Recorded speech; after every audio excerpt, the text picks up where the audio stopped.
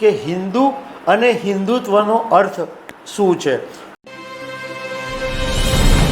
નમસ્કાર દર્શક મિત્રો, લોકસભા અત્યારે ચાલી રહી છે અને 3 જુલાઈ સુધી લોકસભાની બેઠક ચાલવાની છે, પણ મંગળવારે રાહુલ ગાંધીના એક નિવેદનને કારણે જબરજસ્ત રાજકારણ ગરમાયું।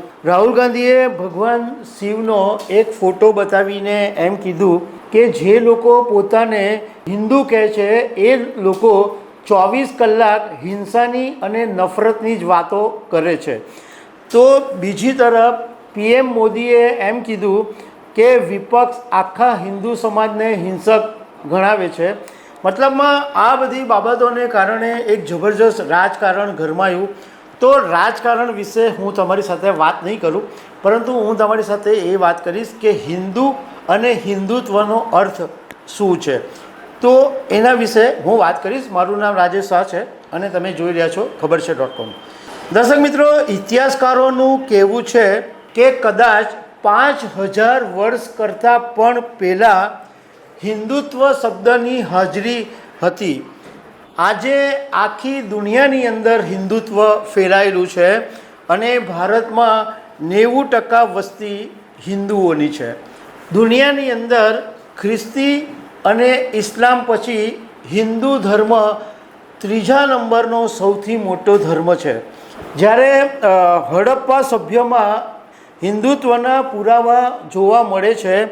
ભગવાન શિવની જે પ્રતિમા છે એની અંદર હિન્દુત્વની ઝલક જોવા મળે છે અને વૈદિક ગ્રંથોમાં પણ હિન્દુ અને હિન્દુત્વના પુરાવા છે। દિલ્હી યુનિવર્સિટીના પ્રોફેસર રાજીવ રંજન ગિરીએ એક મીડિયા સાથેની વાત કરી હતી। એમાં એમણે એવું કીધું હતું કે હિન્દુ શબ્દ જે છે એ ઉત્તર ભારતમાં વહેતી નદીના નામ ઉપરથી પડ્યો છે અને એ નદીનું નામ છે સિંધુ નદી। એમણે એમ કીધું કે આ હિન્દુ અથવા હિન્દુત્વ એ ભારતીય શબ્દ નથી। આ શબ્દ ત્યારે સામે આવ્યો જ્યારે ભારતની અંદર ફારસી એટલે કે ઈરાની લોકો અહીંયા આવ્યા અને એ લોકોની ભાષાની અંદર સ શબ્દ નથી।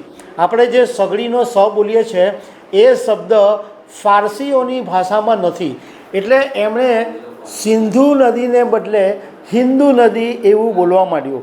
આપણે ઘણા બધા સુરતના લોકો પણ સનો ઉપયોગ નથી કરતા, શાકની જગ્યાએ હાક કે એવું બધું બોલતા હોય છે। તો તે વખતે આ જે ઈરાની લોકો હતા એ સિંધુ નદીને હિન્દુ નદી તરીકે બોલવા એમણે એ શબ્દનો ઉપયોગ કરવા માંડ્યો। જ્યારે આ શબ્દનો ઉપયોગ થયો ત્યારે ભારત 3000 વર્ષ પહેલાંના સમયગાળામાંથી પસાર થઈ રહ્યું હતું।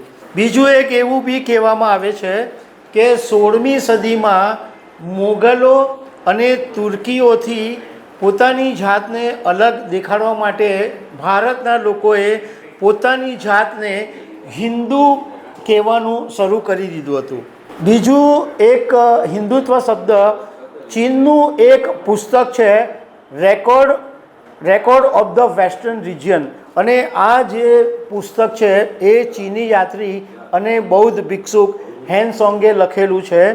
એ ભારતની અંદર 19 વર્ષ રહ્યા હતા અને એમણે આ પુસ્તકની અંદર એવું લખ્યું છે કે હિન્દુત્વ એ ભારતીયોની ધાર્મિક આસ્થા છે। એટલે એમણે હિન્દુત્વને ભારતીયોની ધાર્મિક આસ્થા તરીકે બતાવી હતી। પણ એક એવું કહેવામાં આવે છે કે હિન્દુત્વ શબ્દનો સૌથી પહેલો ઉપયોગ ભારતમાં સતી પ્રથા ખતમ કરનાર રાજા રામ મોહન રાયે કર્યો હતો। એમણે 1816 અને 1817માં હિન્દુત્વને લઈને એમણે લખ્યું હતું અને ત્યારથી સનાતન હિન્દુત્વ અને પોતાની જાતને હિન્દુ કહેવાનું ચલણે જોર પકડ્યું હતું। આ સિવાય મહાત્મા ગાંધીજીને એક વખત હિન્દુ શબ્દ વિશે પૂછવામાં આવ્યું હતું કે તમારી દ્રષ્ટિએ હિન્દુ એટલે શું? તો એમણે એમ કીધું કે હું હિન્દુ પરિવારમાં મારો જન્મ થયો છે એટલે એ દ્રષ્ટિએ હું હિન્દુ છું। પરંતુ હિન્દુની વ્યાખ્યા એ છે, હિન્દુ ધર્મની વ્યાખ્યા એ છે કે અહિંસાત્મક સાધનો દ્વારા સત્યની શોધ, મતલબમાં સત્યની અથાગ ખોજનું નામ હિન્દુ ધર્મ છે. એમણે તે વખતે એવું કીધું હતું કે જો હિન્દુ ધર્મ નૈતિક બોધ કે આધ્યાત્મકતાની વિરુદ્ધ જશે તો હું હિન્દુ ધર્મ છોડી દઈશ, હું હિન્દુ ધર્મ નહીં અપનાવું. સુભાષચંદ્ર બોઝે પણ એવું કીધેલું હતું કે ભારતની એકતા પાછળ હિન્દુ ધર્મ છે. નહેરુએ પોતે બી એક વખત એવું કીધેલું કે હું પોતે હિન્દુ પરિવારમાંથી છું, પરંતુ હું પોતાને હિન્દુ કહેવું કે હિન્દુઓ તરફથી બોલવું એ કેટલું યોગ્ય છે એ મને ખબર નથી. બંધારણના ઘડવૈયા ડૉક્ટર બાબા સાહેબ આંબેડકરે એક નાસિકની એક સભાની અંદર એવું કીધેલું હતું કે હિન્દુ ધર્મની અંદર 3 વસ્તુનો અભાવ છે: કરુણા, સમાનતા અને સ્વતંત્રતા. અને એને કારણે હું હિન્દુ ધર્મ છોડી રહ્યો છું.